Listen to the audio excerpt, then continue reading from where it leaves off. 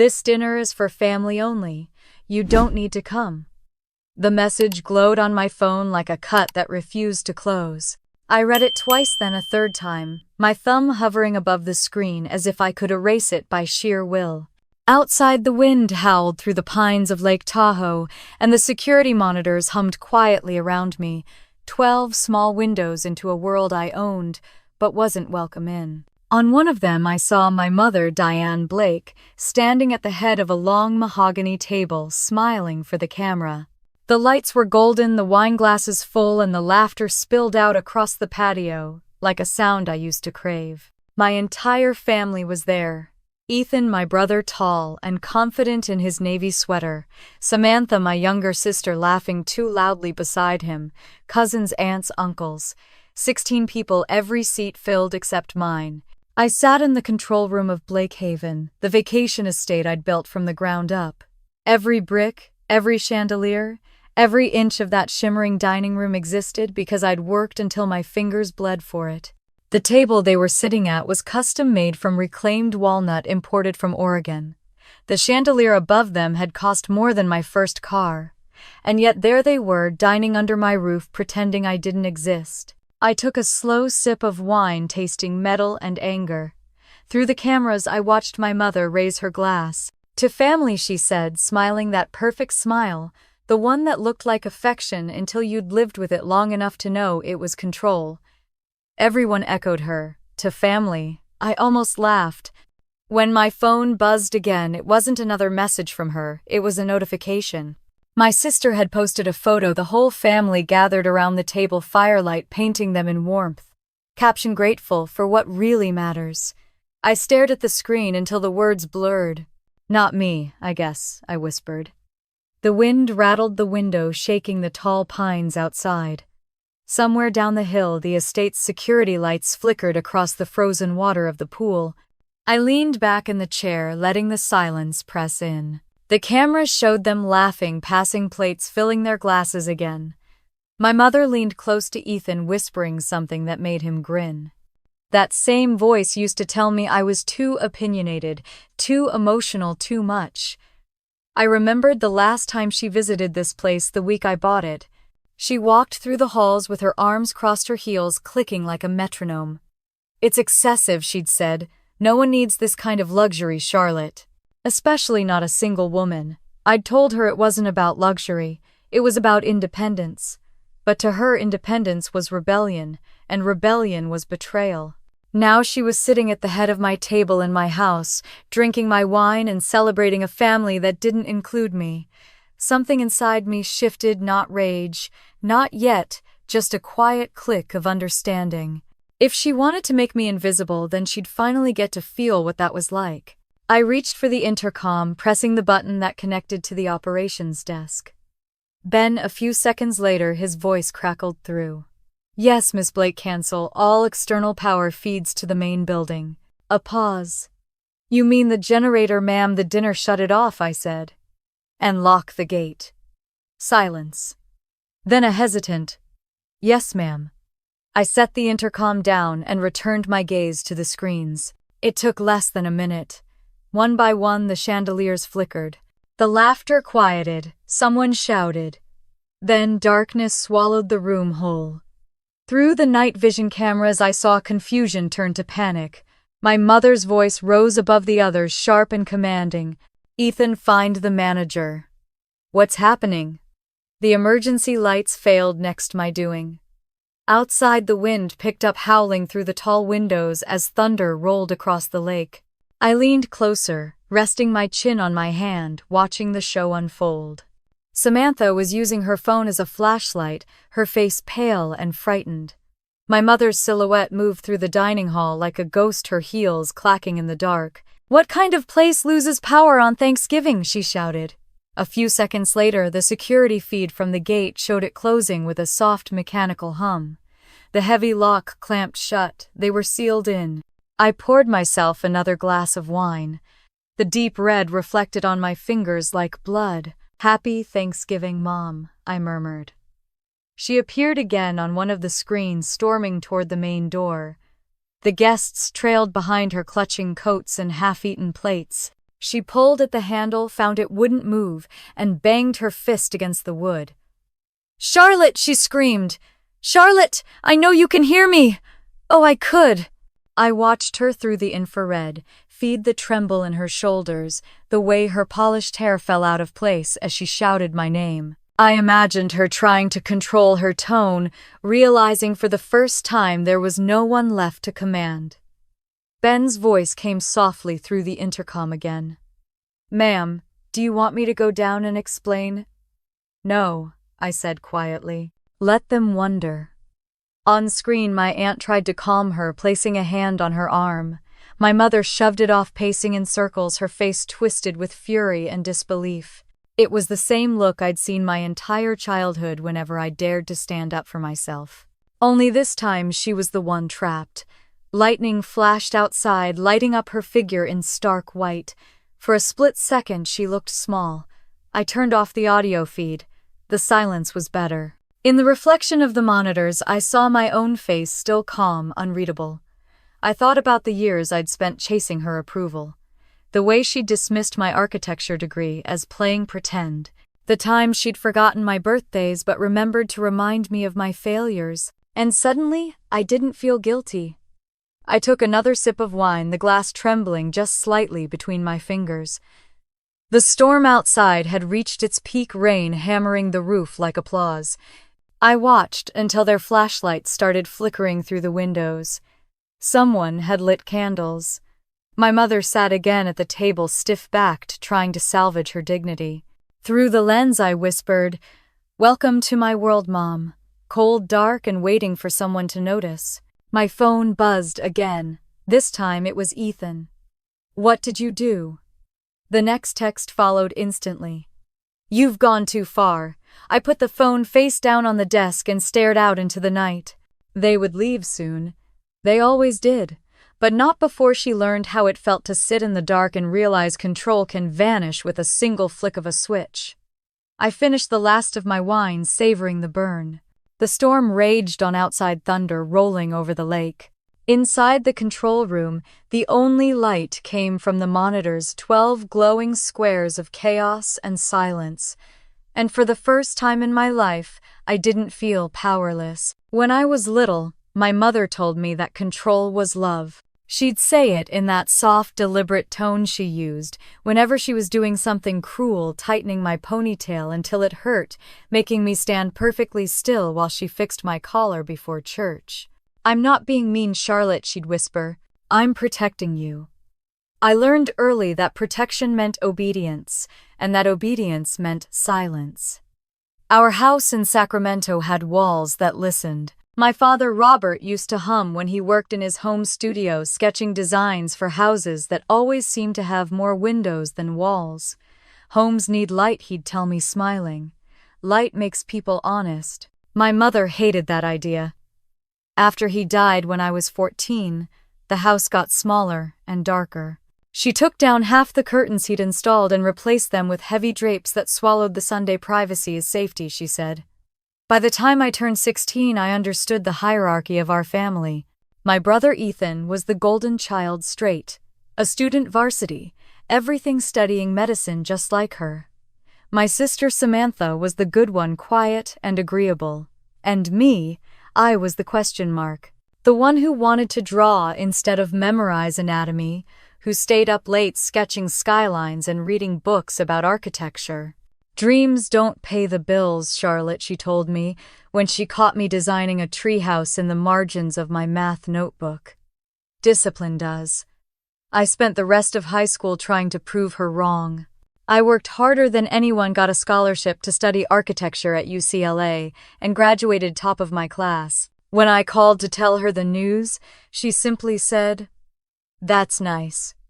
But what's your backup plan?" For years, I thought success would soften her. It didn't. It just raised her expectations. After college, I opened a small design studio in Portland.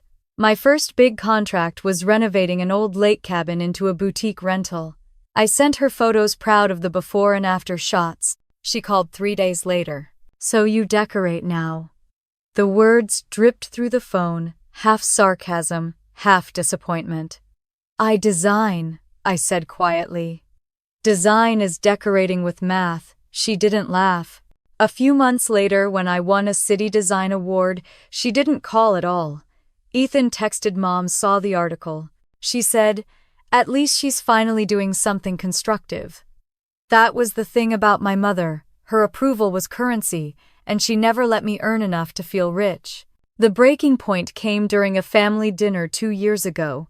She'd hosted one of her perfectly staged Sunday meals, every plate identical, every conversation pre-approved. Between bites of roasted salmon, she said, "I hope you're done wasting money on that little studio. I heard freelance work is unstable." "I'm doing fine," I said. "Fine isn't sustainable." Ethan smirked. Samantha nodded politely, and I stared at the linen napkin in my lap until the fabric blurred. "Maybe not everyone needs to live by your definition of stable," I said. Her eyes narrowed.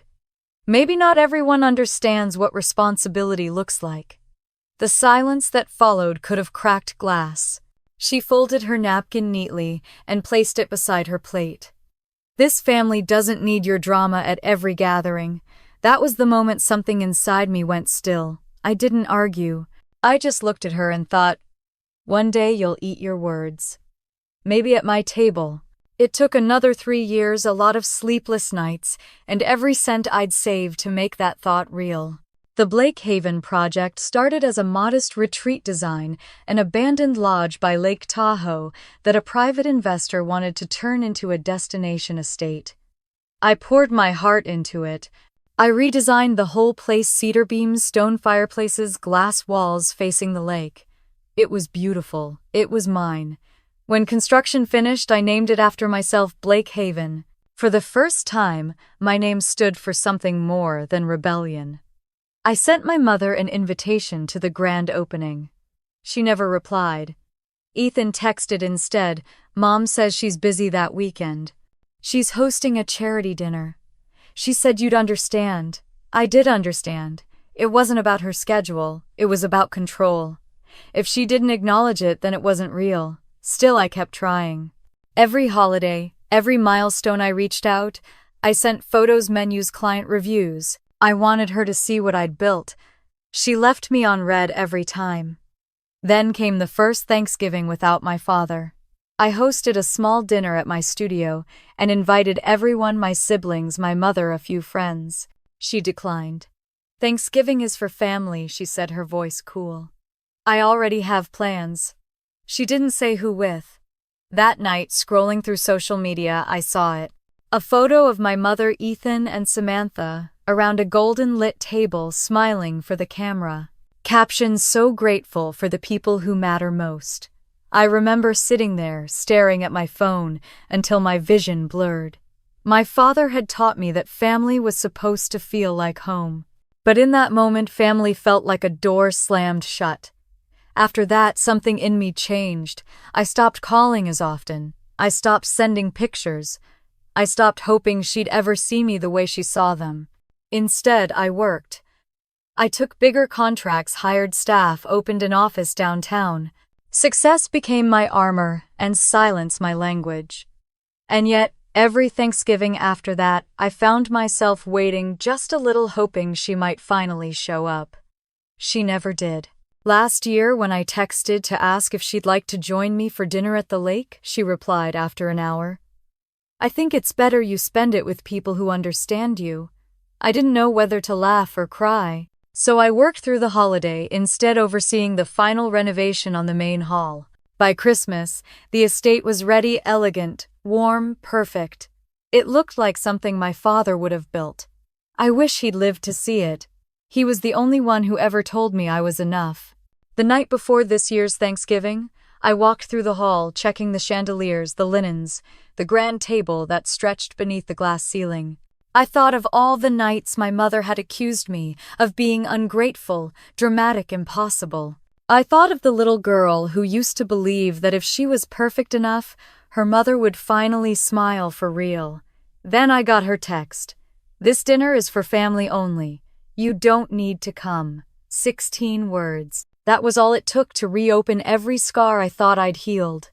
Now, sitting in the control room watching her and the others through the cameras as they laughed under the light I'd paid for, I finally understood something. It wasn't that she didn't see me. It was that she couldn't, because if she ever did, she'd have to face the truth that her control had limits and her perfect family wasn't perfect at all. Outside, the rain drummed against the glass, steady and cold. I reached for my wine and whispered into the empty room. "You taught me control, Mom. I just learned it better." The words hung in the air like smoke. I walked down the hallway of portraits, photos of my projects, my team, my father's old sketches framed beside them. Near the end was one last picture, the only one of us 3 kids together. My mother stood in the center, her hand on Ethan's shoulder, her eyes shining with pride. I was in the corner, slightly out of focus, smiling at someone off camera. I took the frame off the wall and flipped it face down on the console. "I built everything you ever wanted," I whispered. "And somehow I'm still the disappointment." The phone buzzed beside me. Ethan again. "Mom's furious. She says you ruined Thanksgiving. Everyone's talking about it." I looked at the screen, my reflection ghosted in the glass, and felt a strange calm wash over me. "Good," I said to no one. "Let them."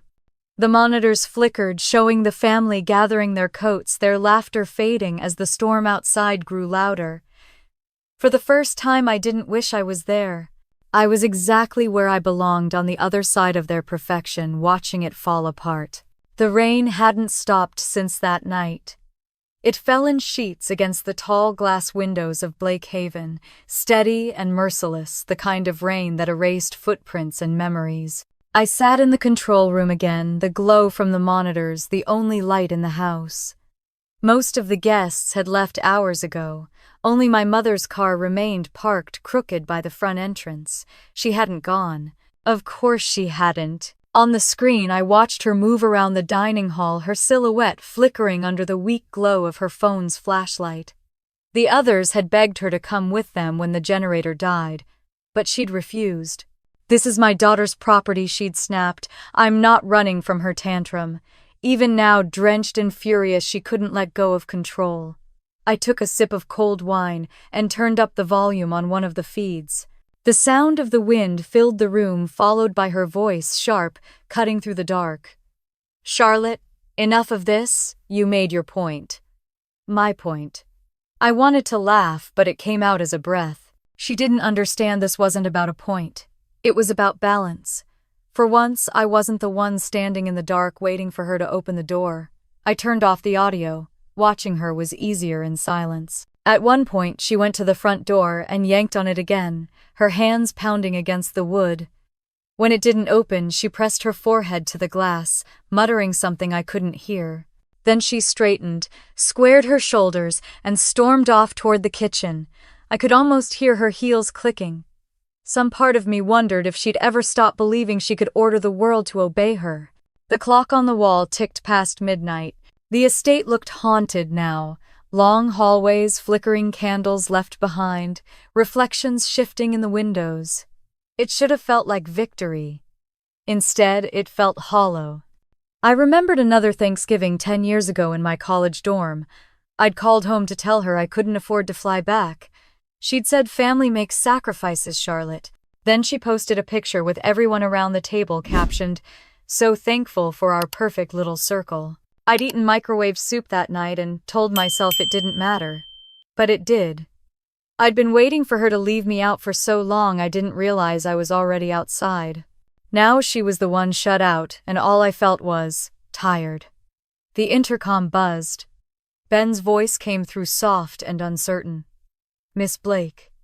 The storm's cutting signal again. You want me to turn the backup generator on?" "No," I said. "Let it stay dark." A pause. "You sure your family? They're not my family tonight?" He hesitated, then clicked off.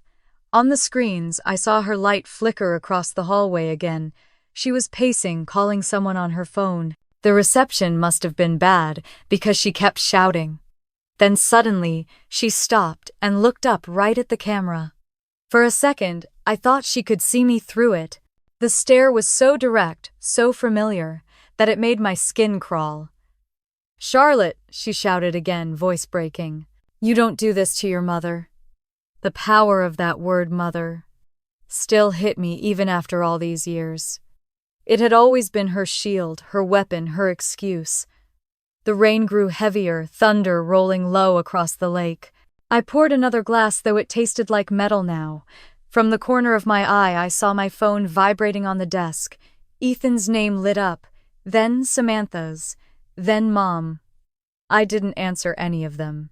I just watched. One by one, the cameras showed people leaving, cars pulling out through the main gate before it locked, headlights vanishing into the mist.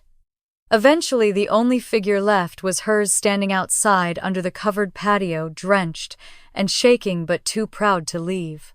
When she finally sat down on the steps, her shoulders slumped, something in me twisted. For a fleeting second, I saw not the woman who'd spent years cutting me down, but the one who used to braid my hair too tight, who'd stayed up late sewing a dress I never wore because I said it made me look like her. I turned off the screen. I don't know how long I sat there. The sound of the storm filled the silence.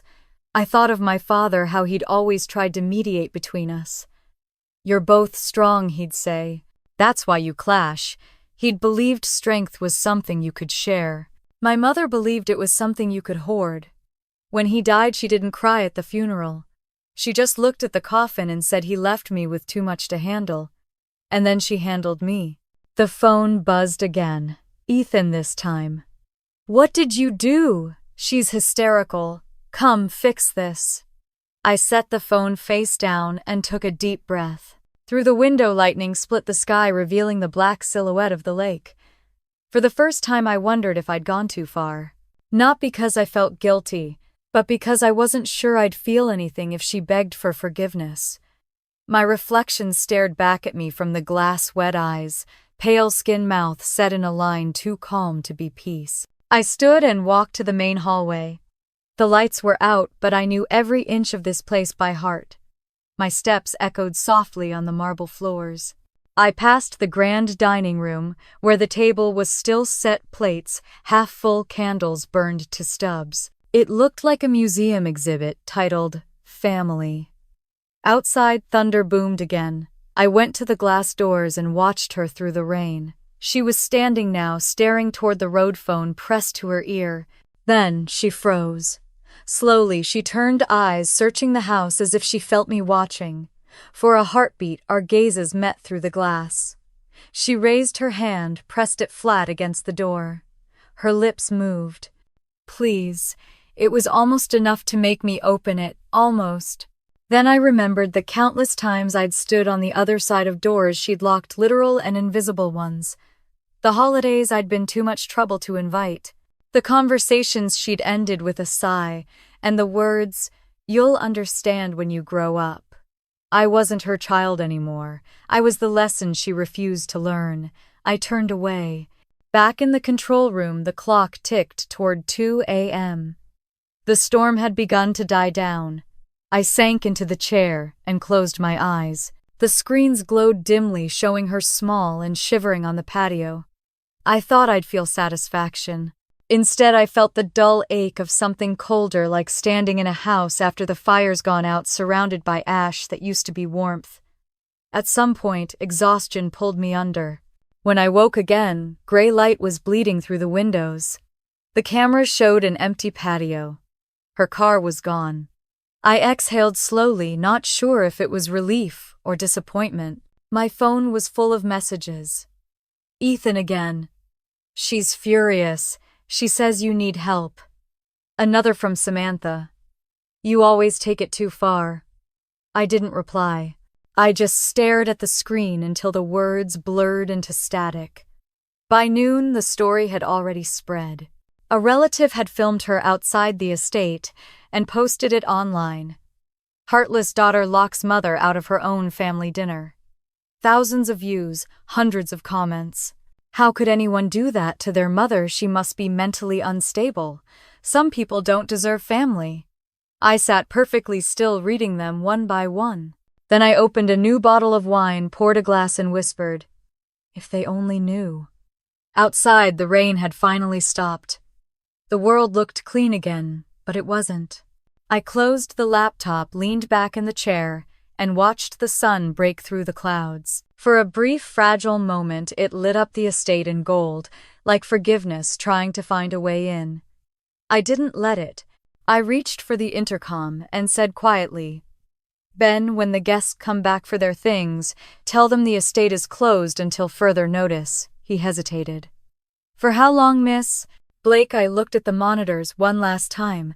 The empty table, the half-melted candles, the ghost of laughter that still seemed to echo through the halls. "Until I decide what family really means," I said. The line went silent. And somewhere deep inside the house, the storm began again. Not outside this time, but in the quiet place where love used to live. The first call came at sunrise. I was sitting by the kitchen window staring at the lake when my phone buzzed across the counter. Unknown number. I almost didn't answer, but some part of me, some part that still expected the world to apologize for her, did. "Miss Blake." The voice was soft, careful. "This is Allison from Lakeview News. We're running a story about an incident at your property last night. Would you like to comment?" The words hit like a slap. "What incident?" "Your mother, Diane Blake, says you locked her and several family members inside your estate during Thanksgiving dinner. There's a video circulating on social media." I went cold. "What video?" "On Facebook and TikTok. It's already passed 500,000 views." My chest tightened. "I have no comment," I said, flatly, hanging up before she could say more. The next few minutes blurred. I opened my laptop, typed my name into the search bar. And there it was, her face lit perfectly by the glow of a car's interior light, tears shimmering in her eyes.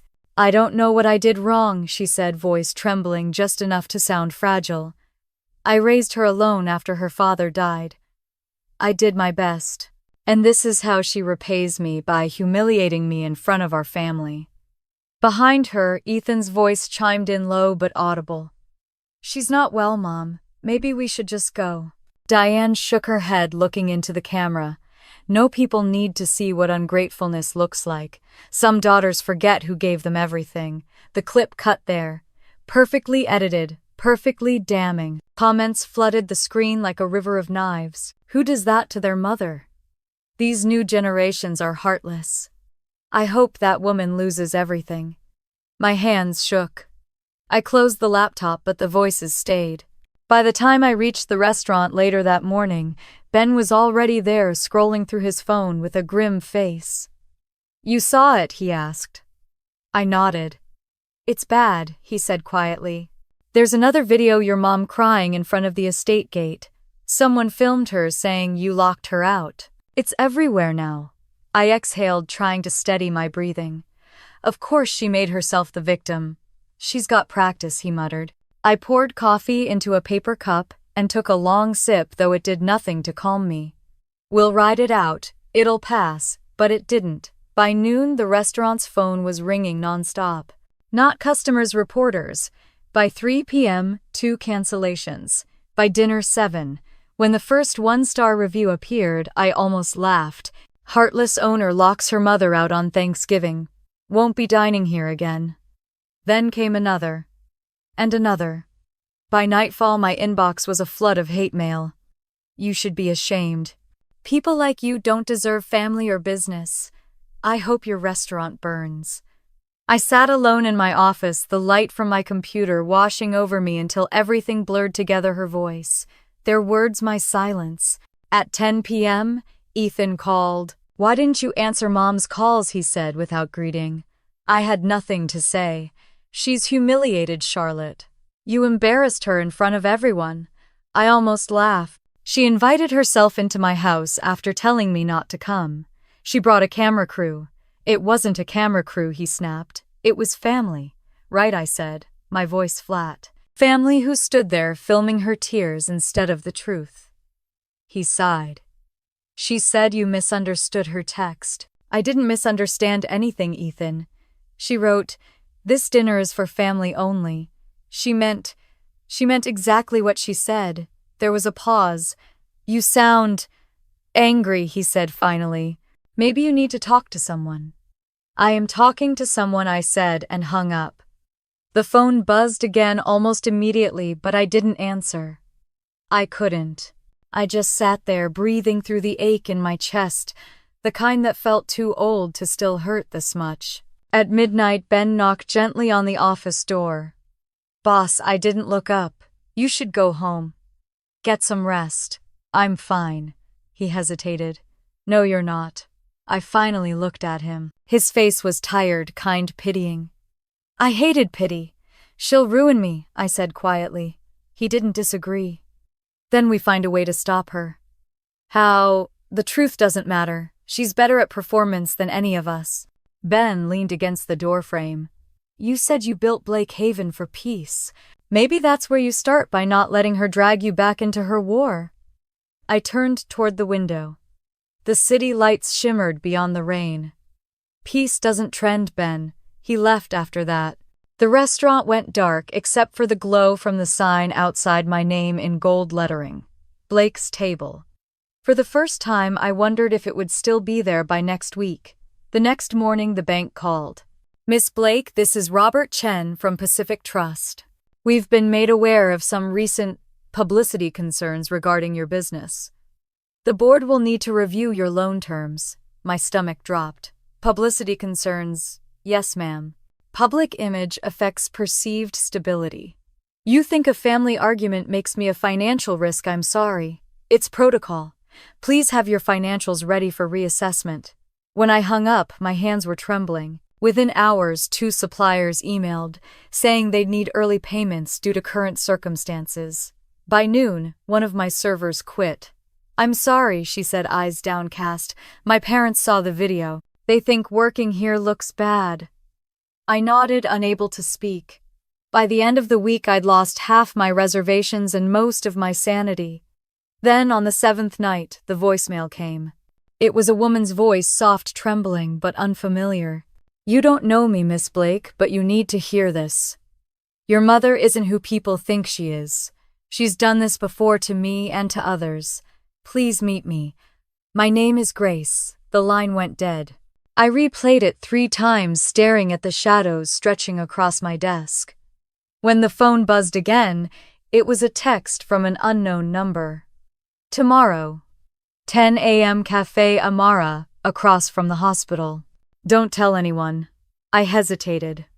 My first thought was that it was another trick. My mother loved traps that looked like invitations. But something about the voice, the quiet weariness in it, felt real. That night I barely slept. Every time I closed my eyes, I saw my mother's face on that video, those perfect tears that practice sadness. I remembered how she used to cry like that when she wanted to win an argument. Once when I was 13, she'd accused me of stealing $50 from her wallet. I hadn't. When I swore I was telling the truth, she'd pressed her hand to her chest and whispered, "You're breaking my heart, Charlotte." I'd confessed anyway just to make her stop crying. The next morning she'd handed me $50. Now you know how it feels to earn forgiveness, she'd said. It wasn't until years later I realized she'd trained me to mistake guilt for love. At 3 a.m., I got up, turned on the lamp, and opened my laptop. The hate comments were still pouring in, but one caught my eye. Check the hospital records. Diane Blake has history. No username, no profile picture. Just that line. I copied it into a notepad file, my mind racing. History. Maybe that was what Grace wanted to tell me. When dawn finally broke, I made myself a cup of coffee and stared at my reflection in the glass. My eyes looked older, harder. For years I'd thought the only thing worse than being ignored by my mother was being seen by her. Now, I wasn't sure which one hurt more. At 9:45 I grabbed my coat and keys. Outside, the rain had stopped, leaving the streets slick and silver. The air smelled clean, sharp. For the first time in days, the world looked quiet. I checked my phone one more time. No new messages, no calls, just the single line from Grace. Don't tell anyone. I slipped the phone into my pocket and whispered to the empty street, "All right, Grace. Let's find out what my mother's been hiding." Then I started the car and drove toward the hospital. The cafe across from the hospital smelled faintly of cinnamon and rain. The morning light was soft, almost shy, filtering through the glass windows that fogged slightly from the cold. I sat in the far corner facing the door, my coffee untouched. Every time the bell above it rang, my pulse jumped. At exactly 10 o'clock, she walked in. Grace was older than I'd imagined, early 50s, maybe, with silver strands streaking through dark hair tied neatly behind her head. She wore a pale blue coat, the kind nurses wore when they wanted to look professional off duty. Her eyes scanned the room until they landed on me. "Charlotte?" she asked, voice gentle but careful, as if the name itself might bruise. "Yes," I stood, gesturing to the seat across from me. "Thank you for coming." She sat, resting her hands on the table. They trembled slightly before she folded them together. For a moment, neither of us spoke. Outside, an ambulance wailed down the street, the sound fading as it turned toward the emergency bay. "I wasn't sure you'd actually come," she said finally. "I wasn't sure either," I admitted. "You said you knew my mother." Grace nodded. "I did. I worked at St. Matthew's Hospital with her about 15 years ago." The name hit me like a forgotten smell, sterile halls, the echo of my mother's heels, the way she'd glide through the ward like a queen. "You were a nurse." Her lips pressed together. "A patient." Something cold settled in my stomach. "I went in for a routine gallbladder surgery," she said quietly. "Your mother was my nurse. She gave me the wrong dosage of medication, 10 times the prescribed amount. My throat went dry. I went into cardiac arrest. They said I was dead for 2 minutes. I gripped the edge of the table. But you survived." "Barely." She looked out the window, her reflection faint in the glass. "The doctors revived me, but my heart was damaged. I live with it every day." I swallowed hard, my pulse thudding in my ears. Did she admit it? No. She claimed it was a system error. The hospital covered it up. They offered me a settlement, $50,000, and told me if I spoke publicly, I'd lose everything. So I signed. She looked back at me, eyes glistening. I was 29, single mother. I needed the money. I sat in stunned silence. My mother had always been meticulous, obsessed with appearances. But negligence? That was unthinkable, or maybe just something I'd refused to think. "Why tell me this now?" I asked finally. "Because I saw what she's doing to you," Grace said. And I couldn't stay quiet again. Her words fell like a stone into the quiet between us. "She's done this before," Charlotte Grace continued. "Different people, same pattern. She hurts someone, rewrites the story, and makes herself the victim. By the time you realize what happened, she's already moved on, and you're the one apologizing." I felt my chest tighten. Who else? Grace reached into her bag and pulled out a thin folder. Inside were 3 names written in neat handwriting: Patricia Moore, Nathan Cole, Rachel Finley. Patricia was her supervisor, Grace said. Nathan, her coworker. Rachel, her best friend. They all tried to stand up to her, and they all paid for it. She opened the folder and slid a few pages toward me, copies of old reports, faded emails, hospital memos stamped confidential. "Patricia caught your mother falsifying a chart. She tried to report it. 2 days later, she was suspended for harassment. Nathan confronted her about another medication error. She accused him of stealing painkillers. Rachel refused to lie for her during an audit. Within a month, she was accused of theft and had to move across the state." My fingers hovered over the papers. "You have proof of all this." "Enough," Grace said softly. "But not enough to destroy her. She's too careful, too practiced." The air in the cafe felt heavier now, thick with something old and rancid. "She always talked about loyalty," I said, almost to myself. "About how family was everything." Grace gave a sad smile. "That's her favorite lie. Loyalty means silence to her, and silence keeps her powerful." A waitress came by, refilling our cups. Grace wrapped her hands around the new mug as if anchoring herself to the warmth. "I know what you're thinking," she said. "You're wondering if any of it's real. If I'm exaggerating because I'm angry, I'd wonder the same thing. I believe you, I said. And I did because the story felt too familiar. The manipulation, the twisting of truth until everyone doubted themselves. I'd lived it my whole life. Grace's shoulders eased a little. Good, because there's something else you need to know. She's not just attacking your reputation, Charlotte. She's protecting hers. The malpractice case from my surgery never went away. The hospital settled it quietly, but she's still paying the debt. She's terrified it'll surface again. I blinked. That's why she's doing this, why she's destroying me online. Grace nodded. If the world sees you as unstable, then anything you say about her loses weight. It's a preemptive strike. I sat back trying to steady my thoughts. You said Patricia, Nathan, and Rachel were ruined because of her. Do they still have proof? Patricia has HR letters and emails. Nathan kept his investigation file. Rachel has a recording your mother admitting she lied about the theft. I froze. A recording? Grace nodded. She told me she kept it for years, just in case. For the first time in days, something sharp and electric cut through the numbness. Hope. If I could talk to them, I said slowly. If I could collect everything. Grace finished my sentence for me. You could expose her. Outside the sky had darkened again, clouds heavy with rain. Why help me? I asked. Grace looked at me for a long time before answering. Because once I was you, I thought if I just proved myself she'd stop. But people like your mother don't stop. They just change their stage. The words hit deep, settling into the quiet corners of my mind. She reached into her bag again, pulling out an envelope. Take this. It's contact information for all three of them, but be careful. She'll know if you're digging. I slipped the envelope into my coat pocket, the paper rough against my fingers. Thank you, Grace. She smiled faintly. Don't thank me yet.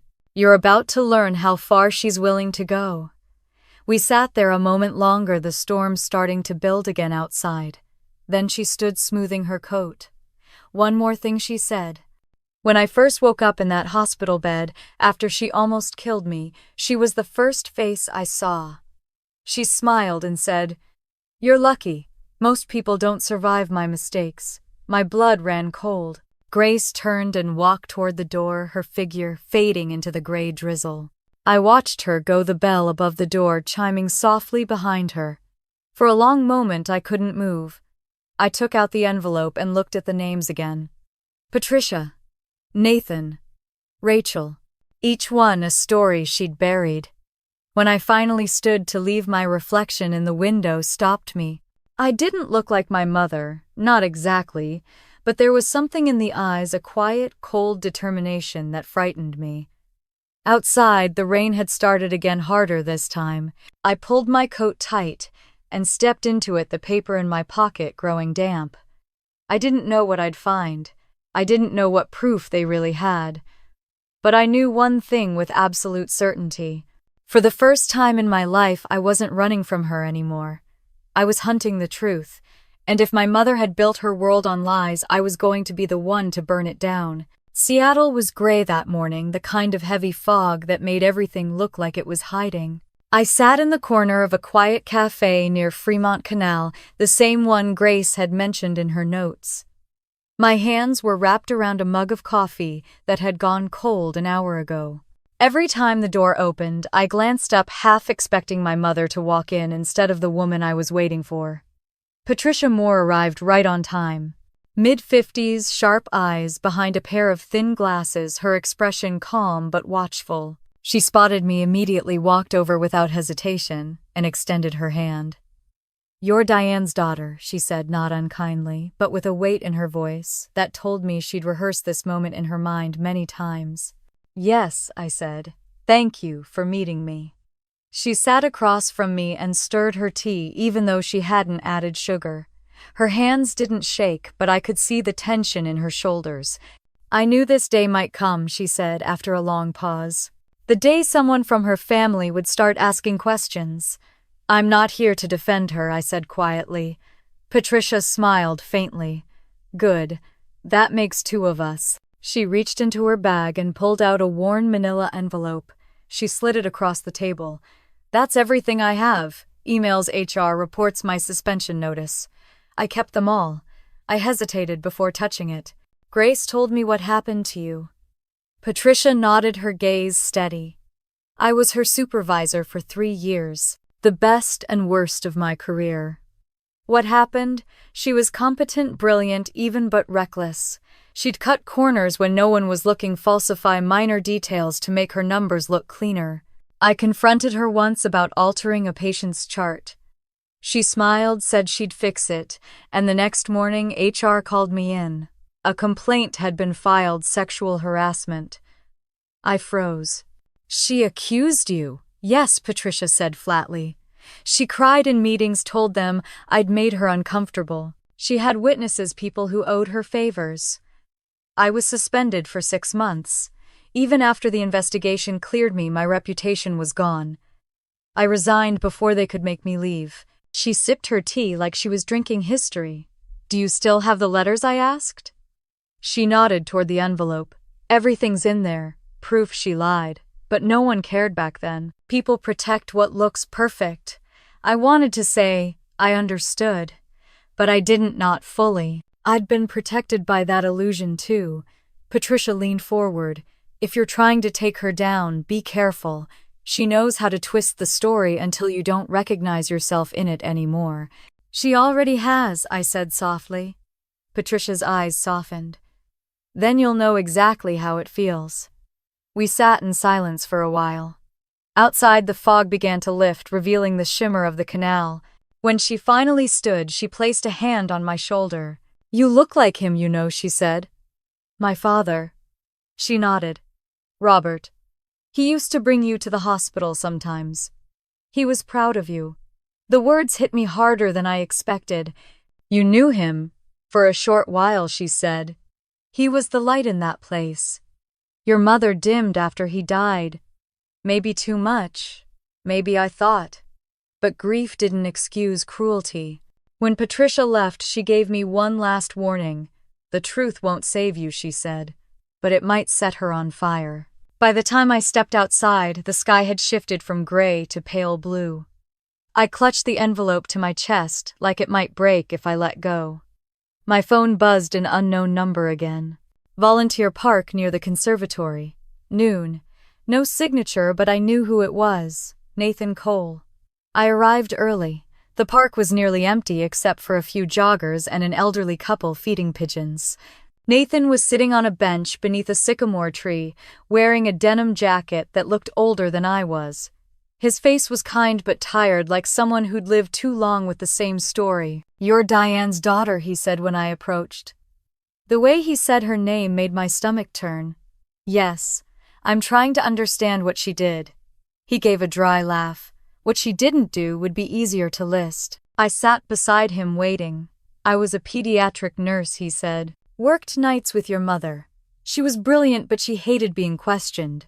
One night I caught her giving the wrong dosage to a child. I stopped her before it did any harm, reported it to administration. 2 weeks later, I was accused of stealing painkillers. I felt the blood drain from my face. They believed her. Of course they did. She cried, said she'd seen me pocket something. There was no evidence, but my license renewal was delayed. Rumors spread. Parents started requesting other nurses. I left before they could fire me. He reached into his jacket and pulled out a folded paper, an exoneration letter from the state board. I was cleared a year later, he said. Didn't matter. My career was over. I took the paper carefully, staring at the official stamp. I'm sorry. Don't be, he said, looking out over the empty park. I tried to fight her with truth. She fought back with reputation. Reputation wins every time. Not this time, I said quietly. He smiled sadly. Then I hope you're stronger than the rest of us. When I left Nathan, the air smelled of wet leaves and smoke. My phone buzzed again, a text from Rachel Finley. Capitol Hill Diner, 3 p.m. I'll tell you what you need to know. The diner was small, the kind of place where time felt slower. Rachel sat in a booth by the window, stirring coffee that had gone cold. A faded photo lay beside her wallet, 2 young nurses with their arms around each other, my mother smiling wide. You must be Charlotte, she said. I am. She gestured to the seat. Sit. You'll want to hear this. Her voice carried the exhaustion of someone who'd spent too many years waiting to be believed.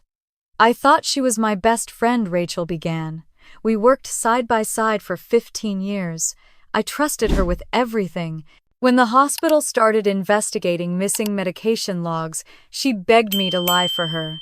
Said it was a clerical mistake. I couldn't. I told the truth. And she turned on you, I said. Rachel nodded, eyes glistening. Within a week, she told everyone I'd stolen money from her, claimed she'd lent me cash, and I never paid it back. It wasn't true, but people believed her. I lost friends. Even my husband started doubting me. We divorced the next year. I moved across the state just to start over. Her hand trembled as she slid her phone across the table. You should hear this. She pressed play. A recording filled the air, faint but clear, my mother's voice. Steady, calm, terrifyingly familiar. You can't undo what's done, Rachel. People believe what they want to believe. I just gave them a little push. Then laughter. Soft, cold. I stared at the phone, unable to breathe. I called her 2 years after everything happened, Rachel said quietly. I recorded it. I thought maybe hearing her admit it would help me move on. It didn't. Tears burned behind my eyes. Can I keep it, she said. Maybe it'll finally do some good. I tucked the phone carefully into my bag, my heart pounding. When I looked up, Rachel was watching me with a kind of maternal sadness. You look like someone who's about to lose everything, she said. Maybe, I said. But this time, it won't be me. Outside, the sky had turned to ash. I walked through the drizzle toward my car, the folder heavy in my hand, Rachel's recording echoing in my ears. When I reached Blake Haven that evening, the estate was dark and still. I spread everything across my desk: Patricia's HR letters, Nathan's exoneration, Rachel's recording. Proof of the woman she really was. Proof of the truth I'd been too afraid to name. My phone buzzed again, an unknown number. Stop digging, Charlotte. You don't know what you're dealing with. My breath caught. I turned to the security feed. A car was parked across the road, headlights dim, engine running. I stared at it for a long time. Then I closed the blinds, locked the door, and whispered into the empty room. You wanted control, Mom. Let's see how you handle the truth. The rain started again, tapping against the windows like a warning. But I didn't flinch. I gathered the papers into a single folder and wrote one word across the front: justice. Then I sat back, listening to the storm, and waited for morning. The knock on my office door came just after sunrise. It wasn't timid, it was official, practiced. 2 sharp raps that sent my stomach straight into freefall. When I opened it, 2 uniformed officers were standing there, rain dripping from their coats. Miss Blake, the taller one asked. Yes, I'm Officer Hall, this is Officer Reyes. We're following up on a complaint. My pulse quickened. A complaint from who? The officer flipped open his notebook. A Miss Diane Blake. She's alleging fraudulent business practices and harassment of a former employee. The room tilted. For a second, I thought I'd misheard. My mother filed that. Yes, ma'am, he said evenly. She also mentioned financial misconduct. We're required to verify. Behind me, Ben appeared in the hallway, wiping his hands on a towel, eyes wide with disbelief. What the hell, he muttered under his breath. I forced myself to breathe. Of course, I said, my voice steady in the way fear never is. You can look at whatever you need. They spent 2 hours going through receipts, payroll contracts, every number lined up perfectly. I'd built this business brick by brick, clean and precise. When they were done, Officer Hall closed his notebook and met my eyes. You'd be surprised, he said gently. Family disputes can turn uglier than anything else. Then they left. The moment the door shut, my legs gave out. I sank into the chair behind my desk, my heart hammering so hard I could hear it. She's escalating, I whispered. Ben set a cup of coffee in front of me, his hands steady where mine weren't. Then maybe it's time you escalate back. He was right. I opened my laptop and started a video call with Grace, Patricia, Nathan, and Rachel. One by one, their faces appeared tired, kind, determined. They looked like a gallery of ghosts who'd finally found their voice. She filed a police complaint, I said. She's trying to bury me under her own lies. Patricia's jaw clenched. She did the same thing to me. If you want to stop her, get ahead of it. How? I asked. Build your story first, Nathan said. Make it impossible for her to twist it. Combine everything we have, the emails, the letters, the recording. Tell one truth so complete she can't outrun it. Grace leaned closer to the screen. You call it exposure, I call it survival. Rachel's voice was quiet but sure. If we stay silent, she wins again. I looked at their faces, the wreckage she'd left behind in each of them. My mother had always been skilled at breaking people one by one. Maybe this was how we'd finally break her back. All right, I said. Let's do it. That night, Blakehaven became a war room. Ben helped me organize documents across the long dining table, Patricia's HR letters, Nathan's investigation file, Rachel's recording, Grace's settlement papers. The pile grew higher by the hour, the air thick, with the smell of paper and rain. By midnight, the evidence folder was nearly 100 pages long. I titled it, The Truth About Diane Blake. But even before we finished, she struck again. At 6 p.m, my phone buzzed with a notification. My mother had posted a new video. I didn't want to click it. I did anyway. She was sitting in her living room, framed perfectly by soft lighting, her voice trembling at all the right moments. I've tried to love my daughter, she said, but she's unstable. She's been contacting people from my past, spreading lies to ruin me. I only hope she gets the help she needs. Her tears came exactly on cue. By midnight, the video had over 12,000 views. The comments were brutal. She's such a strong woman. Some children are just born heartless. Prayers for you, Diane. I slammed my laptop shut.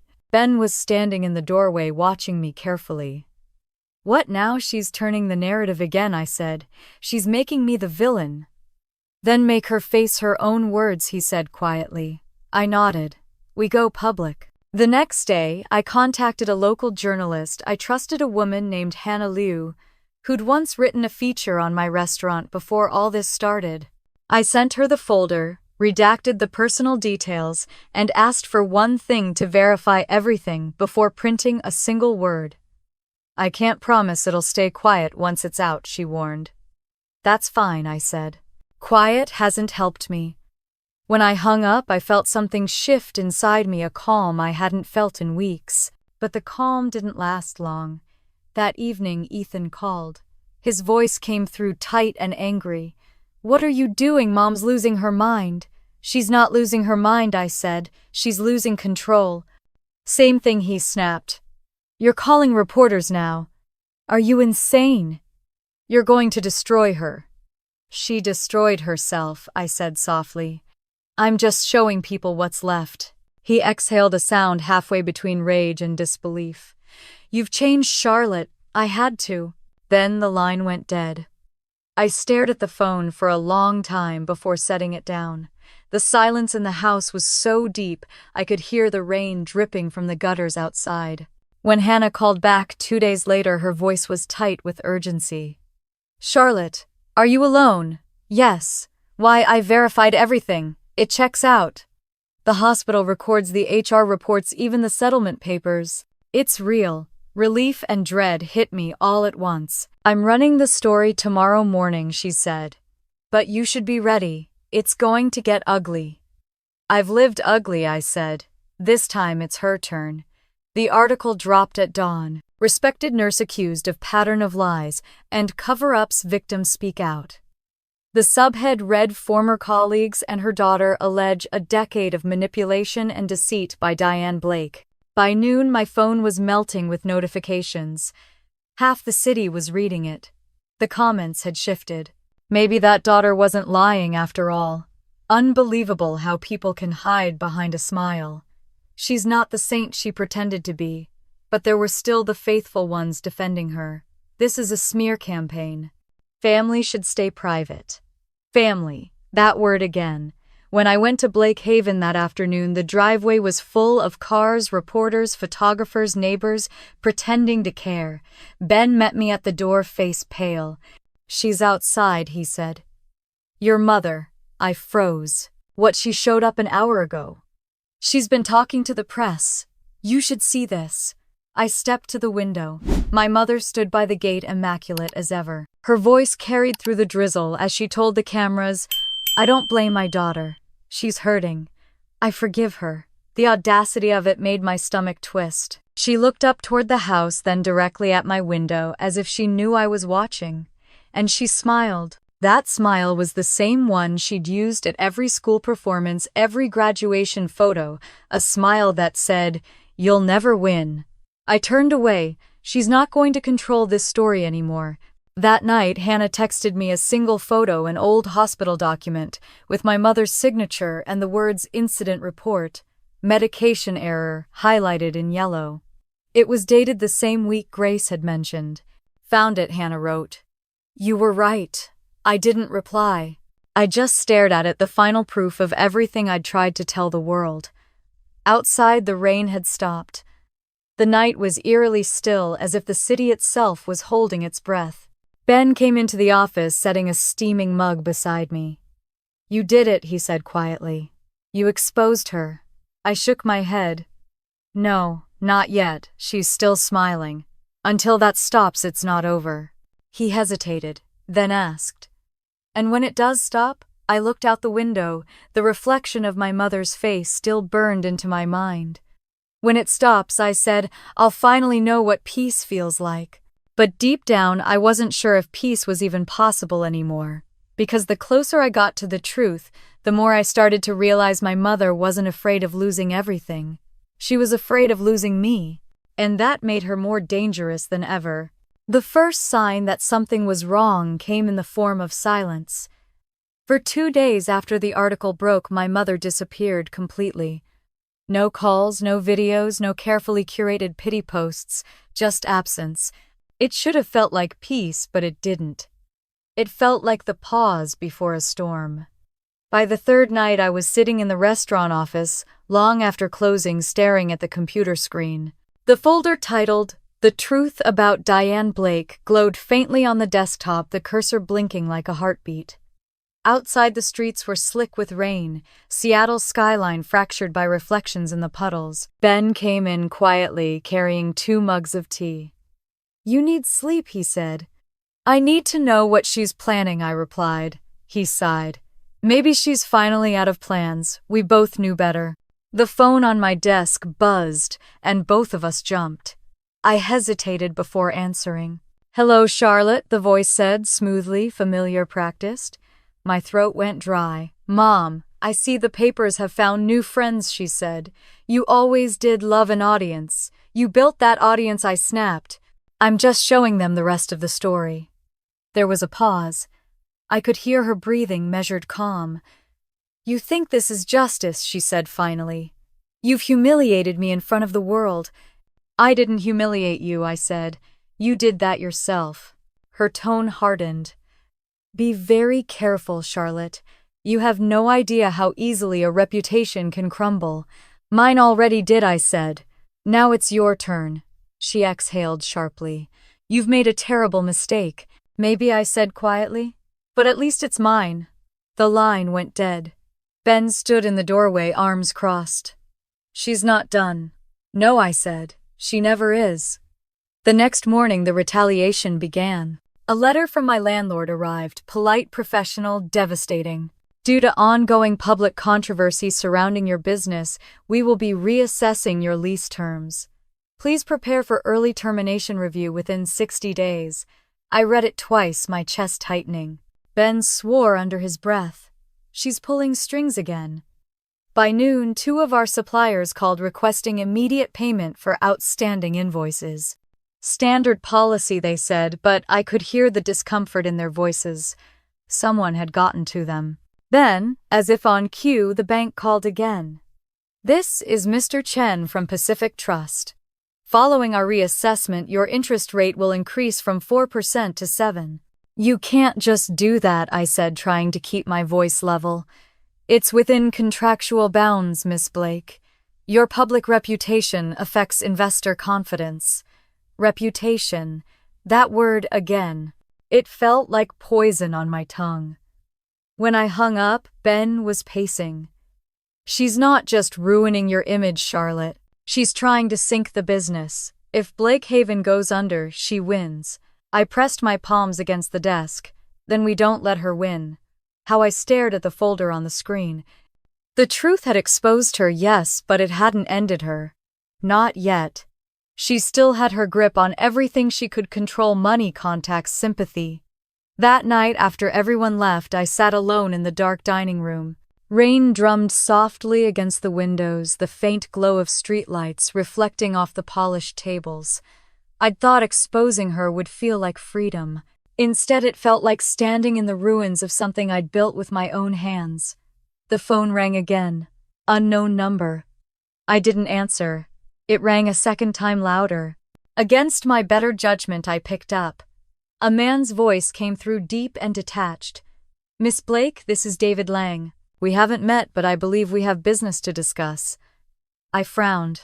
"Who are you?" "I'm a developer," he said. "Your mother and I have a mutual interest in the Blake Haven property." My stomach turned cold. "What did you just say?" "She's approached me about a potential sale," he continued calmly.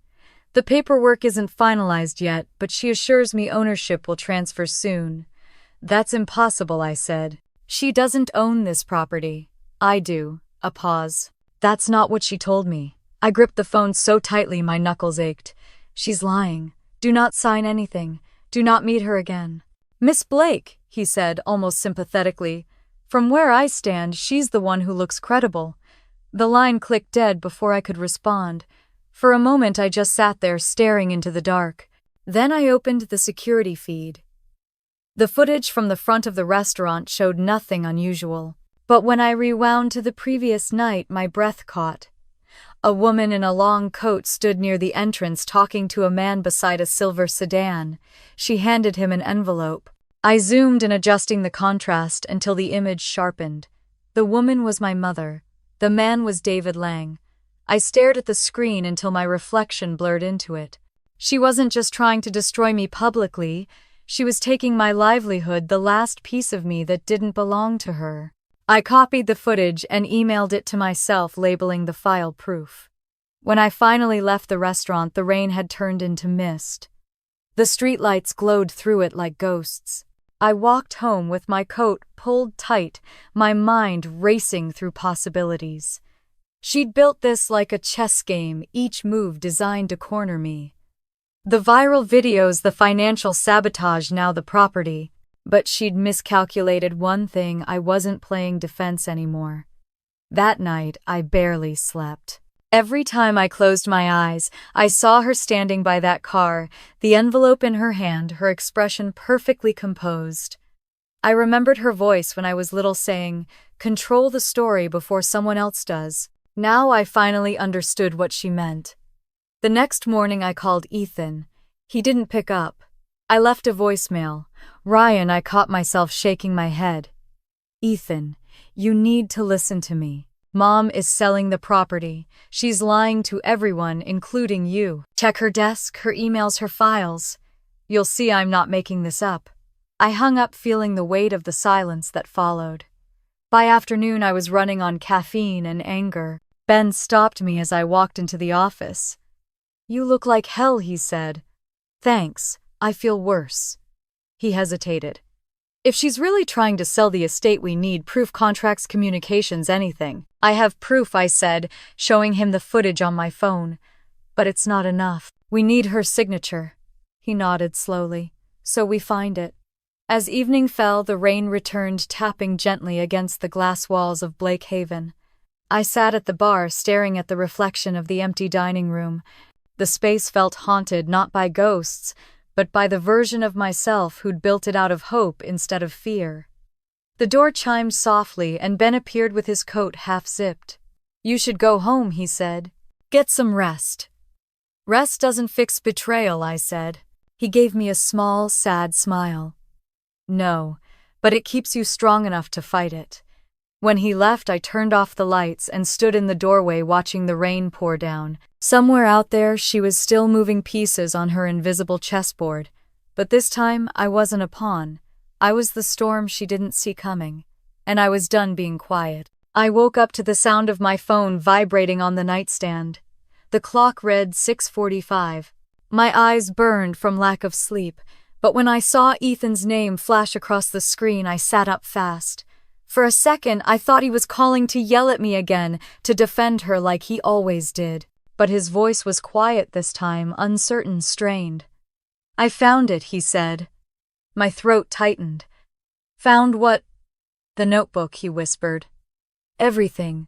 Her handwriting, her plan, the deal with Lang, it's all in there." I pressed a hand to my mouth. "Where?" "In her desk. She left early for a shift at the clinic, so I went looking like you said." "Charlotte?" He hesitated. "You were right about everything. The world seemed to tilt around me. You need to get out of there," I said. "If she finds out I already made copies, I'll bring them to you tonight, Ethan." But the line went dead. For a long moment I sat frozen, the phone pressed to my ear. Then I exhaled, a shaky laugh escaping before I could stop it. Proof. After all this time, after all her manipulations, I finally had something she couldn't rewrite. When I arrived at Blake Haven that morning, the air was damp and cold, heavy with fog. Ben was already there, unloading supplies from the delivery truck. He looked up when he saw me. "You okay?" "Better than okay," I said. "We're about to end this." I told him about Ethan's call, about the notebook, the plan, the signatures. His eyebrows shot up. She actually wrote it down. She documented everything I said. Every step: humiliation, financial pressure, legal action, property acquisition. Like it was a business strategy. Ben shook his head. "That's not control. That's pathology. Whatever it is, it's proof." Inside the restaurant, I cleared the long oak table, spreading out folders, receipts, and printouts like pieces of a puzzle finally taking shape. It was all there. Her history, her patterns, the trail of destruction she'd left behind. By noon, Ethan arrived. He looked exhausted, shadows under his eyes, his hair damp from the rain. He clutched a thick folder to his chest as though it might vanish if he let go. "She's losing control," he said, his voice hoarse. "I've never seen her like this." I gestured for him to sit. "Show me." He opened the folder, carefully pulling out a black leather-bound notebook, the edges worn from use. He flipped to a page near the center where my mother's handwriting filled every line in her neat looping script. Phase 1. Public humiliation. Stage a family conflict to discredit Charlotte publicly. Amplify via social channels. Phase 2. Financial pressure. Contact financial institutions anonymously. Request reevaluation of loan terms. Phase 3. Legal destruction. File defamation suit to drain resources and credibility. Phase 4. Property acquisition. Use proxy buyer David Lang for Blake Haven purchase. Final goal: sell for $400,000 profit. The last line was underlined twice. I stared at the words until they blurred. She'd written it like a project proposal, emotionless and precise. Ethan's voice trembled. She said it was all my fault, that I betrayed her just by looking in the drawer. She told me the same thing when I stopped obeying her, I said. "She can't love anyone she can't control." He looked down. "I didn't believe you before. I thought you were angry, exaggerating. But seeing this..." He pushed the notebook toward me. "She's not the person I thought she was." I closed it slowly. She never was. We sat in silence for a long time, the rain tapping softly against the windows. For the first time in years, Ethan looked younger, like the brother I remembered before we'd been turned against each other. "What do we do now?" he asked. "We confront her," I said, face to face. He hesitated. "You think she'll admit it? She'll try to spin it. She always does. But this time we won't let her." He nodded, his jaw tightening. "Then I'm with you." When he left to get some rest, I stayed behind, scanning every page of the notebook and saving digital copies to 3 separate drives. I labeled the folder Justice. The word looked strange on the screen, too clean for what it really meant. By evening, the storm had rolled in again. The wind howled through the pines surrounding the estate, and the windows rattled as rain hammered against them. I was reviewing the documents when my phone buzzed again. A text from an unknown number. You think you've won. Family doesn't betray family, Charlotte. But you already did. I stared at the message, my pulse pounding. She knew. Moments later, Ethan called again, his voice barely audible over the storm. She knows, Charlotte. She came home early, she saw the drawer open. She's furious. Are you safe? I think so. She's packing something, documents maybe. She said she has a plan to fix everything. I don't know what that means. Leave the house, Ethan. Now. He hesitated. You don't understand. She's not angry like before. She's calm. Too calm. That scared me more than anything. Where is she now? She just went into Dad's old study, he whispered. She said she's calling Lang. Get out, Ethan. Don't argue. Just go. The line went silent for a few seconds, then I heard the sound of footsteps, the creak of a door, and the muffled murmur of voices. Charlotte, he said softly. She's talking to someone. There's a man here. Lang, I think so. My chest tightened. Ethan, leave the phone on. Don't let her see you. I pressed the speaker against my ear, straining to hear through the static and the distant crash of thunder. My mother's voice came faint but clear. You'll get your payment when the transfer is complete. I don't care what my daughter thinks she has, she won't have it for long. Lang's reply was lower, cautious. If she files anything publicly, the property's value drops. Are you sure you can contain her? I've contained her my entire life, my mother said coldly. This time won't be any different. The phone crackled as a door slammed, then nothing but rain. Ethan, I whispered. Ethan, are you there? No answer. I drove to their house without thinking. The roads were slick, the wipers struggling to keep up with the downpour. Every curve of the highway felt like a heartbeat counting down. When I pulled into the driveway, the lights were on inside, but the front doors stood slightly open. Ethan, I called out, stepping into the hall. The air smelled faintly of her perfume, white lilies, and antiseptic. From the study came the faint sound of paper rustling. Then her voice, You shouldn't be here. I turned. She was standing by the desk, her expression unreadable. Where's Ethan? I asked. Gone, she said simply. He's not part of this anymore. What did you do?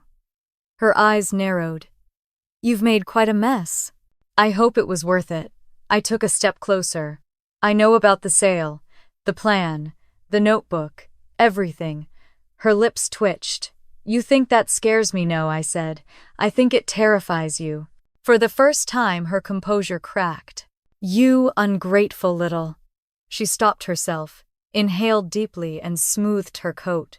You think this ends with you exposing me? You think anyone cares about the truth? They'll side with me. They always do. Not this time, I said, pulling the phone from my pocket. Because now they'll hear your voice.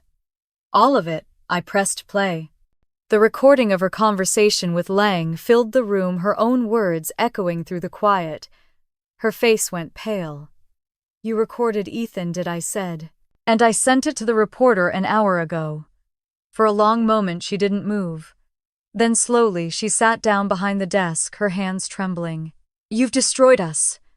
No, I said softly. You destroyed us. I just stopped pretending it didn't happen.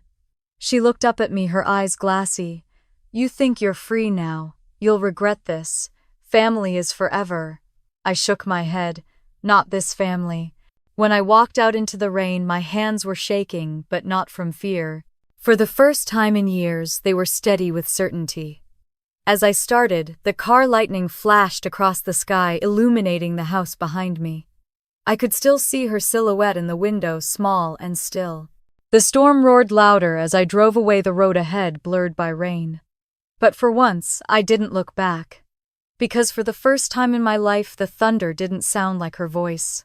The storm had rolled through the night, leaving the city washed clean and silent by morning. I sat in my office at Blake Haven, staring at the newspaper spread across the table. The headline read, Nurse Diane Blake, under investigation for fraud and malpractice cover-up. Underneath was a photo of my mother taken years ago when she still looked like someone the world could trust. The article was brutal but fair. It cited the leaked recordings, the documented pattern of manipulation, the testimonies from Patricia, Nathan, and Rachel. It didn't mention me by name, but everyone knew. I was the daughter who'd set the fire. Ben walked in quietly, a cup of coffee in his hand. "You've seen it," I nodded. "I didn't expect it to happen this fast." "She brought it on herself," he said gently. "You just turned on the light." I wanted to believe that, but all I could feel was the hollow ache where victory should have been. By noon, the phone wouldn't stop ringing.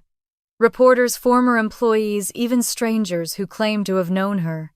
I let every call go to voicemail. When the fifth notification buzzed, I picked up the receiver, expecting another journalist. "Charlotte," my mother's voice said softly. For a moment, I couldn't breathe. She sounded nothing like the woman who had threatened me days ago. She sounded tired, small. "I saw the paper," she said. "Congratulations." "I didn't do this for congratulations." "Of course not," she murmured. "You did it for justice." There was a pause. I could hear her light breathing on the other end, like she was standing just beside me. "I hope it feels worth it." "Worth it." My voice cracked. "You destroyed my business, my name, my life. You tried to sell my dream out from under me. What did you expect me to do?" "I expected you to remember who I am," she said. "Who made you?" "I did that myself," I said coldly. "Everything I have, everything I am, I built without you," she exhaled shakily. "You think you're free now, but you'll see. The world won't love you like I did. It won't forgive you." "I don't need forgiveness," I said. "Just peace." The line went silent, and then, "You'll never find peace," she whispered. "Not if you inherited even a piece of me." The call ended before I could respond. For a long time, I just sat there, the hum of the refrigerator filling the quiet. Later that afternoon, Ethan came by. He looked pale, his eyes red. "She's gone," he said. My chest tightened. "Gone?" She turned herself in to the hospital board. They suspended her license. She packed up the house and left town this morning. Didn't say where. I stared past him at the rain streaking down the window. I should have felt relieved. Instead, I felt like the air had been sucked out of the room. "Did she say anything before she left?" He nodded. "She said she was proud of me for doing what she couldn't, telling the truth. And then she said she hopes you can live with what you've done." I swallowed hard. "She's still twisting it. She always will," Ethan said softly. "But I think she's finally done fighting." We sat together for a while, neither of us speaking. When he finally left, I wandered through the empty restaurant. The dining room was quiet, the chandeliers catching what little sunlight broke through the clouds. The place felt alive again, but differently, like it was finally exhaling after years of holding its breath. On the bar, a small envelope waited with my name written in her handwriting. For a moment, I thought it was a trick. But curiosity won. Inside was a single photograph, me, at 8 years old, standing beside her in front of our old house. She was smiling, her hand resting gently on my shoulder. On the back, she'd written in neat cursive, "I wanted to protect you." I just never learned how. I folded it carefully and set it aside. I wasn't ready to forgive her, not yet. Maybe not ever. But for the first time, I saw something I hadn't before: fear. Not of me, but of herself. That evening, Hannah Lou, the journalist, called. "We've received statements from the hospital board," she said. "They're opening a formal investigation into all her past cases. It's going to be big." "Good," I said, though my voice felt distant. "I also wanted to tell you," she continued, "people are talking about you too. The daughter who refused to stay silent. The one who broke the cycle." I laughed softly. "That sounds more heroic than it feels." "Maybe," Hannah said, "but it matters." After she hung up, I walked outside. The storm had passed, leaving the air crisp and sharp. The lake shimmered silver under the fading light. For the first time in months, the estate was quiet. Not tense, not haunted, just still. Ben came out a few minutes later. "You staying late again?" "Just thinking." He leaned against the railing beside me. "You did what you had to do. That doesn't make you like her." I turned to look at him. "You sure?" He smiled faintly. Yeah, you fight for truth. She fought for control. Those aren't the same thing. We stood there in silence, watching the water ripple beneath the twilight. Somewhere far off, thunder murmured like a ghost of what had been. The next day, the story hit national news. My inbox filled with messages, some angry, most grateful. People who'd survived similar parents, people who'd kept quiet for years. One message caught my eye. Thank you for showing that family doesn't have to mean obedience. Sometimes love starts with saying no. I reread it 3 times, tears prickling behind my eyes. That night, Ethan called again. I went by Mom's house, he said. It's empty. She left a forwarding address to a small town up north. I think she's starting over. Good, I said quietly. You're not going to contact her? Not yet, I said. Maybe someday, when I know I can see her as a person, not a wound. He was silent for a moment. She'll never admit it, but you saved her from herself. I almost laughed. I don't know about that. You did, he insisted. You broke the cycle. After we hung up, I walked through Blake Haven one last time before closing for the night. I stopped by the long dining table, the one where it all began, the table where she'd once tried to host the family dinner that never happened. I ran my hand over the polished wood. For years, I'd thought revenge was the only way to reclaim power. But standing there surrounded by the quiet I'd fought so hard for, I realized something else. Revenge hadn't saved me. Truth had. And maybe, just maybe, truth was enough. When I left the restaurant, the night air felt different, lighter. The moon hung low over the lake, its reflection fractured but still whole. For the first time in a long while, I didn't feel broken. I felt clean. The rain began again, soft and steady, washing over the roof of the estate as I whispered into the dark. It's over, Mom. But deep down, I knew it wasn't just over. It was beginning. The part where healing finally starts, not in the noise of war, but in the quiet that follows. And in that quiet, I could almost hear my father's voice again, the one that used to tell me when I was a child, even the strongest storms eventually run out of rain. I closed my eyes and let it fall. The following weeks passed like waking from a long, strange dream. The world outside moved on, headlines shifted, the storm of attention faded. But inside me something still hummed with unfinished electricity. The restaurant was busier than ever, yet I felt suspended between triumph and grief. Every time the door opened, a small part of me half expected her to walk through it. One afternoon, I was arranging a new floral display in the dining room when Ben approached. "You've got visitors?" he said, his voice quieter than usual. When I looked up, I froze. Ethan stood near the entrance, his hands in his pockets. Beside him was Melissa, our sister, her eyes puffy but warm. I hadn't seen her since the night of the confrontation. For a heartbeat, none of us moved. Then Melissa stepped forward. "Can we talk?" I nodded. "Of course." We sat at a corner table. The air between us was fragile, full of words we hadn't dared to speak for years. Ethan looked exhausted, Melissa anxious, both of them carrying the same shadow I knew too well. "I saw Mom," Melissa said finally. "Last weekend." I set down my cup. "How is she different?" she whispered. "She's quiet. She's living in a small apartment near Bellingham. No nurses, no hospital work, just space, I guess," Ethan added. "She asked about you." I swallowed hard. "What did she say?" "That she hopes you're happy," he said softly. "And that she doesn't expect forgiveness." The words sat heavy between us. I didn't know what to do with them. Melissa leaned forward. "I know what she did was unforgivable, but I think she's trying, Char." Her voice trembled. "For the first time, she's not pretending." I looked at my siblings, the two people who'd once stood on the other side of her battlefield, and realized we were finally sitting on the same side. The relief was sharp, almost painful. "I don't hate her anymore," I said slowly. "But I can't go back either." "You don't have to," Ethan said. "Just don't carry her forever." I smiled faintly. "I'm working on that." We spent the next hour talking, not about her but about us. About Dad, about childhood memories that had somehow survived all the damage. Melissa laughed when I reminded her how she used to steal the cookie dough from the fridge, and for a fleeting second, it felt like we were kids again before guilt and loyalty had been used as weapons. When they left, Ethan hugged me for the first time in years. "You did the hard thing," he said quietly. "You made us a family again." I watched them go, feeling something uncoil in my chest. Maybe this was what healing looked like, small, imperfect steps back toward each other. Later that evening, after the last customers left, I found myself walking through the empty dining room.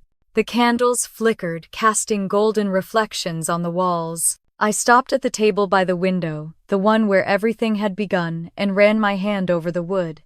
That's when I saw it. An envelope, plain white, tucked beneath a vase of lilies, my name written across it in familiar cursive. For a long moment, I just stared at it, my heart hammering. Then I opened it. Inside was a short letter. "Charlotte, there are things a mother should never say to her child, and I've said them all. I can't undo what I did, but I can stop pretending it was love. It wasn't. It was fear. Fear of losing control. Fear of seeing myself in you. You've built something I never could, a life not ruled by pride. I'm proud of you. I hope someday that won't sound hollow. Take care of your brother and sister. They need the version of you that I never allowed to exist. I'm getting help. I don't know who I'll be when it's done, but I hope I'll be someone you can look in the eye. Love, Mom." My vision blurred. I sat down slowly, reading the words again and again, until they stopped feeling like a trick. For the first time, she hadn't blamed anyone. She'd written it like a confession, not a manipulation. I folded the letter carefully and pressed it against my chest.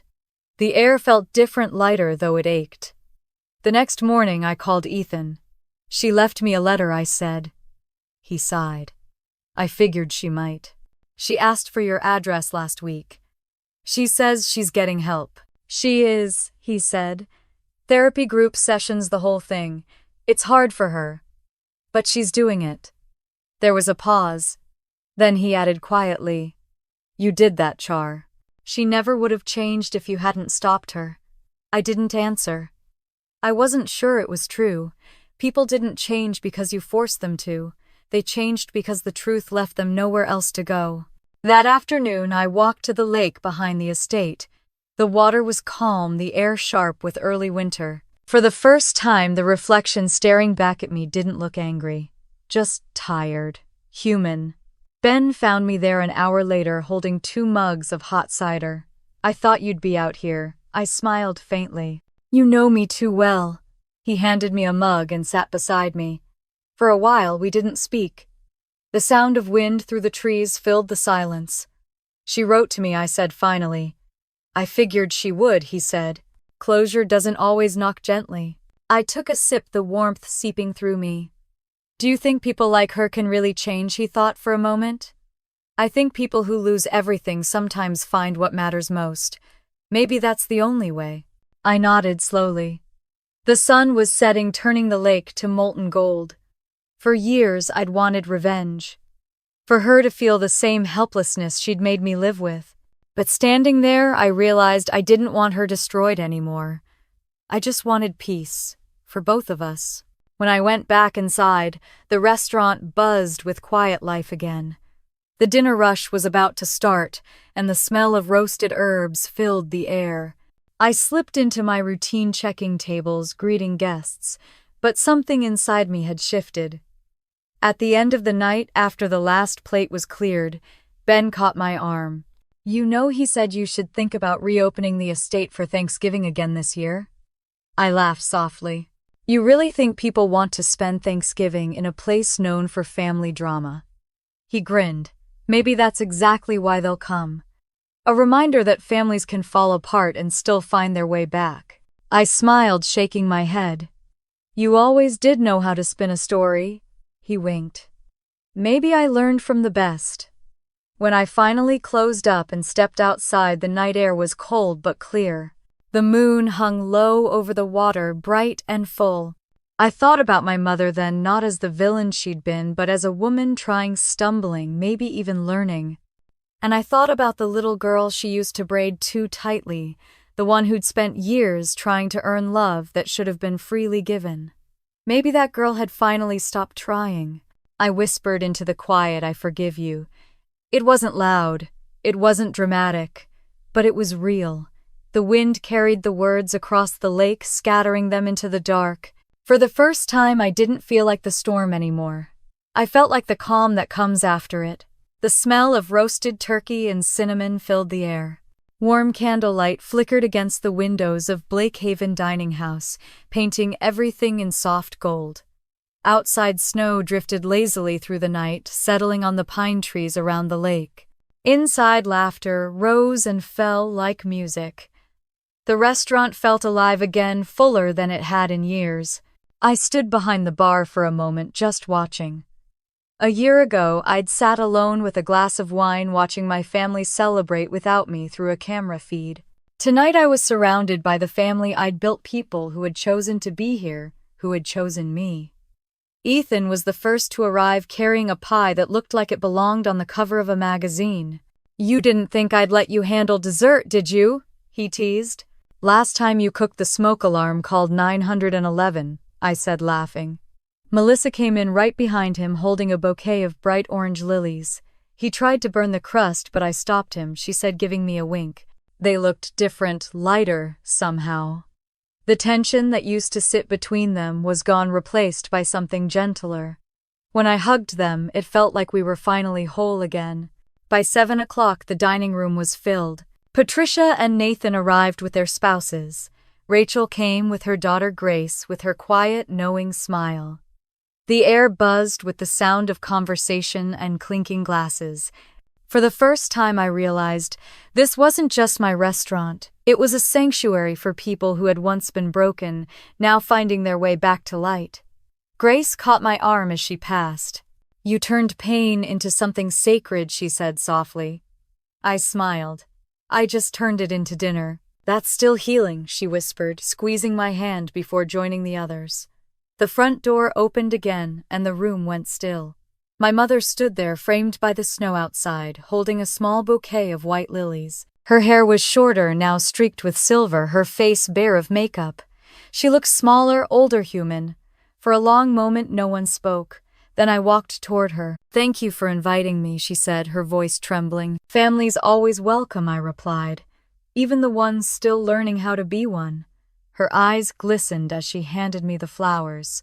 "They're simple," she said quietly, "but they're real." I took them and smiled faintly. "That's all that matters."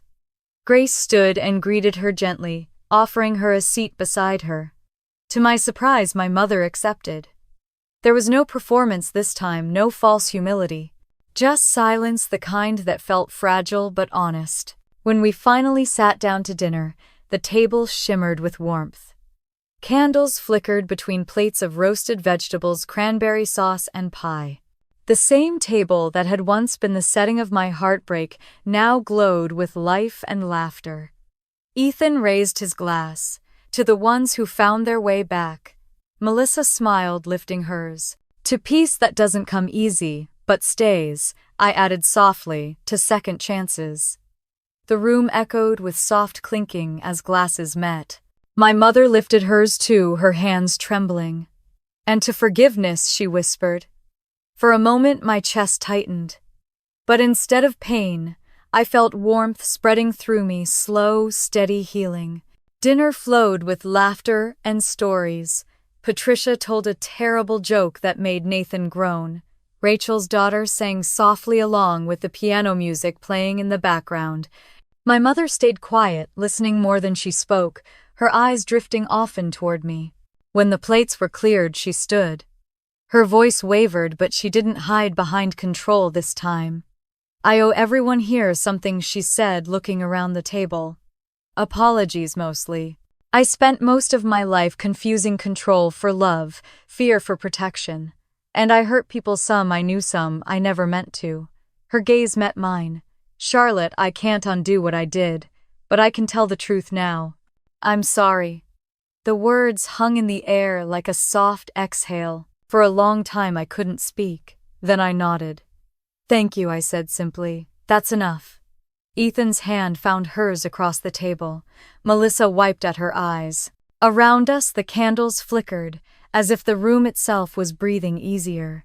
Later, after the dishes were done and the laughter had faded into quiet conversation, I slipped outside. The night air was cold and clear. The lake shimmered under the moonlight, its surface perfectly still. I stood there watching the reflection of the restaurant's lights ripple across the water. Inside, I could see my mother laughing softly at something Grace said. The sight felt surreal, almost impossible. But it was real. A year ago, I'd thought revenge was the only way to survive. Now I knew better. Revenge ends the story. Forgiveness lets it keep going. I heard footsteps behind me. Ethan appeared holding 2 mugs of cider. "You always end up out here," he said, handing me one. "Old habits," I said, smiling. "Needed to make sure the world didn't fall apart without me," he chuckled. "It's holding together just fine." We stood in silence watching the snow fall over the lake. "You did it, Char," he said softly. "You broke the cycle." I looked back at the glowing windows, the silhouettes of people I'd once called strangers now sitting together like family. "We did it," I corrected him. When we went back inside, I gathered everyone for a toast. The music faded, and all eyes turned toward me. "This place used to be a battlefield," I said. "Now it's just home." Tonight isn't about forgetting what happened. It's about remembering that we're still here. That no matter how broken we've been, we can still build something whole. I raised my glass, to light after darkness. The room echoed, to light, and in that moment everything felt right. As the night wound down, I walked through the quiet dining room, picking up stray napkins and empty glasses. When I reached the bar, I saw my father's framed photo, one I'd placed there earlier that day. His smile caught the candlelight just so.